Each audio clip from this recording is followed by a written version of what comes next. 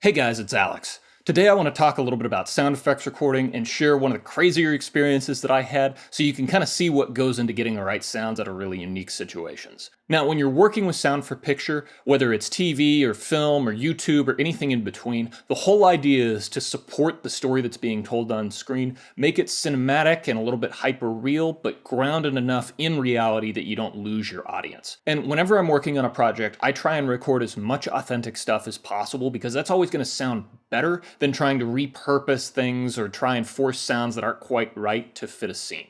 Now, those recordings can be anything from footsteps or doors to wind or atmosphere, all the way up to really big stuff like vehicles or guns. And those larger scale recordings require a lot of planning and attention to detail, but by walking you through how I approach some of the opportunities that I've had, you'll be able to go into yours with the right mindset and get the most out of them. Over the last 10 years, I've gotten to record a lot of really cool stuff, from fast cars to even faster cars to the fastest cars, and, a few other things here and there. But I think one of the coolest recordings that I've ever done was for a film called We the Marines. That began the first leg of the journey that started with recording amphibious assault vehicles on the beaches of California. Now, we'd seen some of the film's footage before we'd headed down, so we knew we needed to prioritize a few things.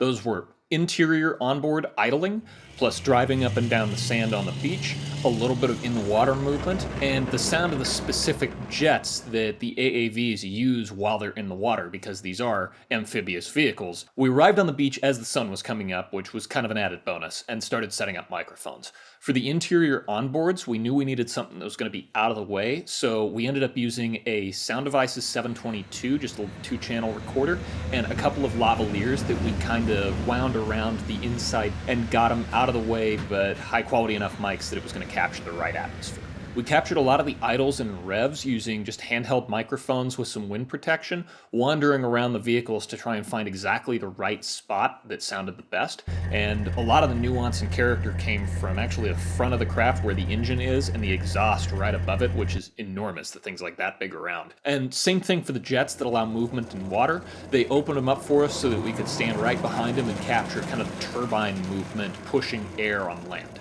And then for the sounds of the vehicles actually getting underway, I waded out into the water and recorded the sounds of them actually hitting that first big wave and submerging themselves so that we'd get the real stuff. Now, for this film, we really want the vehicles to sound as intense as they can, and we got really lucky with the onboard recording. When the vehicles returned from being out to sea, I again waded back out into the water and, carrying my mic and recorder and got them returning to land.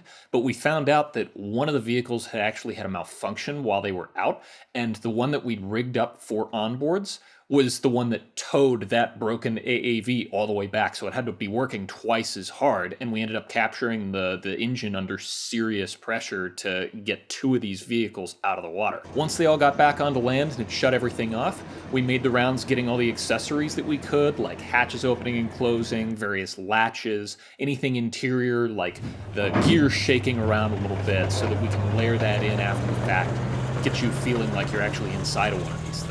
You need that kind of isolation, and to be able to get it authentically it's one of the most important things you can do. So once we'd made sure we'd captured everything, we packed our stuff up and headed up the beach to another base to record the LCAC. LCAC stands for Landing Craft Air Cushion, or in layman's terms, it's a giant hovercraft. The things carry like 10 Humvees, they're enormous, they sound like a lawnmower in a sandstorm is probably the best description I could come up with. And these vehicles, because they have such a consistent tonality to them, there's not a lot of character to it. So I ended up just using a stereo shotgun microphone, Neumann RSM 191, with a Sound Devices recorder, and I ended up kind of walking around the vehicle as the craft inflated the air cushion underneath it, and then moved out to sea. There wasn't really a lot of change in timbre between the sound of it over concrete versus over sand. And as it went out over the water, you kind of got this little bit of diffusion to the sound, and of course the high frequencies disappeared as it got further away. But it really didn't have a lot of the unique character that I would have hoped for, and so probably that was the least complicated recording setup I ever used, since it just didn't necessitate it. That being said, these hovercrafts do have a specific sound to them, even though it's sort of a white noise of fan air, but since it's such an enormous set of fans, it's important to capture that stuff right and layer it in with things that maybe would be a little bit more exciting. The next day of recording was probably the coolest of the bunch. We headed down to another Marine Corps air station, and they allowed us access to the CH-53 Super Stallion and the V-22 Osprey. We started out with the Super Stallion, and if you've ever seen any movies that feature military helicopters, chances are you've seen the UH-60 Black Hawk. The Black Hawk is enormous. The Super Stallion is the helicopter they fly in when the Black Hawk breaks down, then they need another helicopter to carry it out. This is easily 100 feet long. It's one of the largest helicopters in service, and the sound of it is just deafening. So we had to choose gear that was going to kind of accentuate all of those characteristics and not be overwhelmed by how loud the helicopter was. So we ended up taking two Sennheiser 8040s in an XY pattern at the center of the runway that we were flying over, and then two 8020s, also from Sennheiser, all the way at the ends of the runway as far as we could spread out. And that gave us this really nice sweeping kind of pass-by perspective where you had the big long stretch of the 8020s and then a real tight stereo pattern for the XY. And for the onboards, I ended up sitting in the helicopter as they were flying around using my RSM 191 and just holding on for dear life as they performed these maneuvers. Now, a vehicle workup like this is actually very similar to what I would do for a car. You've got to get a startup and kind of an idle. You've got to get whatever taxiing the vehicle is doing out to a landing pad or a runway or what have you. And then you've got to get all the various speeds of pass-bys before you wind down and shut off. Also, very similarly to a car, you don't just get straight pass-bys, you also want to do little corners and maneuvers so you put a little bit of load on the engine and get that characteristic kind of swooping sound that helicopters have. With a car, you might ramp on the accelerators you pass by a microphone or swerve a little bit to get just that little bit of extra character as you're driving. With a helicopter, you've got to do some serious maneuvers. So we ended up speaking with the pilots beforehand and lining out a bunch of the maneuvers that we knew were featured in the film. From fast pass-bys to low-altitude hovering, everything in between. But the one that stands out to me the most, I was totally unprepared for. I'm sitting in the back of the helicopter and tweaking the levels on my recorders so that I can avoid, over-modding the inputs and clipping the recordings. And they decided to do a hard stop over the microphones. So all of a sudden I feel my stomach just moving up into my throat. And I think, this is horribly wrong. This doesn't feel good. And I look out and all I can see is the ground out of the back of the aircraft. It sounded awesome. We got all the recordings that we needed, and the last thing that we covered was helicopter landing and powering down. Getting a clean rotor off is really rare because usually they're happening at an airfield where a lot more is going on. So as the rotor spun down, we could approach and get a little bit of a closer perspective since that sound becomes so intimate from such a high SPL noise. And that required riding the gain on the preamplifier of the recorder up a little bit so we could compensate for the diminishing audio levels as the rotor spun down. And then with virtually no break in between, they moved us immediately over to the V-22 Osprey, which the V-22 Osprey is a really unique aircraft. It's one of the only ones with pivoting rotors that allow it to operate as though it were a helicopter and as a plane. And the approach that we used for it as a result was pretty similar. Again, you can use the same ideas when you're recording any kind of vehicle, whether it's a car or an aircraft like a helicopter or a plane or anything in between. We used the same setup of microphones with the RSM 191 interior onboard, the 8020s stretched out across the landing strip, and then the 8040s at an XY in between. And we actually had a Sennheiser 416 as well as sort of a panning handheld from the recordist on the ground. And that way we can cover all of our recording bases. The wide stereo field being used for more of a diffused heavy sound, the XY being more of a pinpoint fast pass position that kind of translates from left to right much more quickly than those wider arrays. And then the 416 as a handheld, we could pan with the position of the aircraft as it went by. So you get a longer in and a longer away, and that way you have that coverage in post once you go to cut all this together. We did all the same maneuvers with the V-22 that we did with the CH-53, from the startup and taxi out to hovering, kind of the idling in the air, and then pass-bys, going out, coming back, and returning, landing, powering off. We got another clean off, which was incredible. I can't believe we got 2 in one day because that's really, really rare. But the nuanced thing about this aircraft, again, is those pivoting rotors. So when we got up to speed, they actually changed from helicopter mode to airplane mode. And the transition of that has a unique shift in timbre that goes from more intense because the aircraft is working harder to a more kind of subtle, it's almost like it's more at home with the rotors facing forward. So you get a quieter ride and it doesn't sound or feel as turbulent. And again, they left the cargo bay door open, so that led to a little bit more character to the engines coming through, and of course some pretty amazing views. After we landed, we got our clean in, stop, and off. The aircrew actually had more to do that day, so we got them repowering up the aircraft and taxiing out to keep flying.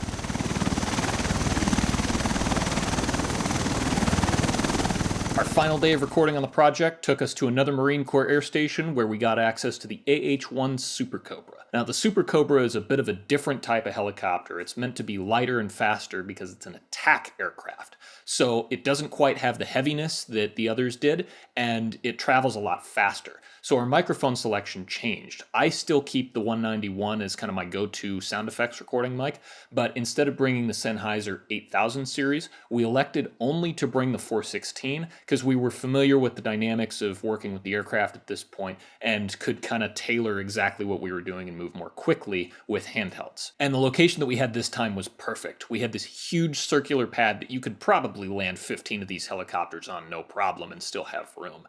And there was nothing else going on, so no birds, no insects, no other aircraft flying around to contaminate, and we got it all to ourselves. I took the 191 over to the side of the pad, and the other recordist with me stood in the center of the pad with the 416, and we basically had the pilot fly over either of us depending on what maneuver was happening. And we got everything from strafing runs to fast passes to slow passes, all the way to in and stops where the helicopter came in and landed right next to us. And that actually allowed for a really awesome perspective because we were able to approach the aircraft and stand on the inside of the rotor perimeter, fire it up to full throttle without tilting the blades down, so you didn't actually get any of the rotor wash, it was just the sound. And we pointed the microphones at the edge of the rotor's path, and that's where you get that classic chop that you'd hear from something like Apocalypse Now, where you have that like whop, whop, whop, whop, whop. That actually only works with 4-bladed aircraft. 5 doesn't sound as choppy, it sounds a little bit too consistent, whereas 2 or 3 blades are actually best for that sound because you have a little bit more space in between each chop of the blade as it goes around. Also, pointing the microphone at the air intake rather than the rotor itself lends for a totally different character to the aircraft, even though, again, it's all the same sound source. Isolating each individual component of what makes the aircraft sound like it does is really important for layering after the fact, so you can control each element in post. Apart from the maneuvers, I think the best sound we got out of this aircraft was actually the hovering, because we were able to keep it right above the pad, maybe 20 feet off the ground over my head, and put a little bit of load on the rotor, having it move back and forth. That really sells motion for the aircraft, otherwise it just kind of sounds stationary, whereas if you have the pilot move back and forth, it'll actually kind of carry the weight of the aircraft a little bit heavier, and adding that little bit of stress to the engine actually sells the motion of the helicopter, and that's how a lot of those onboard recordings are done, is getting a helicopter to hover like that in place and capturing that little bit of motion. Once we wrapped everything up, got back, started looking through all of our files, I cut everything together so that all the perspectives would be in sync with each other, tagged everything with metadata so that whoever was using them would know, oh, hey, this is a 70-mile-an-hour pass-by from the AH-1 versus the CH-53, and sent them off to the editorial team so that they could be used in the film. So hopefully that sheds some light on the lengths that we're willing to go to get the right sounds from the right sources, and also shows you a little bit of the process that at least I use when I'm organizing and orchestrating and thinking about these kinds of recording opportunities. Also, if there are any 2 big takeaways from this, I guess those would be: planning is always going to be your friend, especially with this larger stuff, because a lot of the time you only get the chance to do it once. And secondly, wind protection. I cannot emphasize strongly enough how wind protection has saved us in every single one of these recording situations. Without it, I mean, you can listen to the iPhone recordings. It's really not good.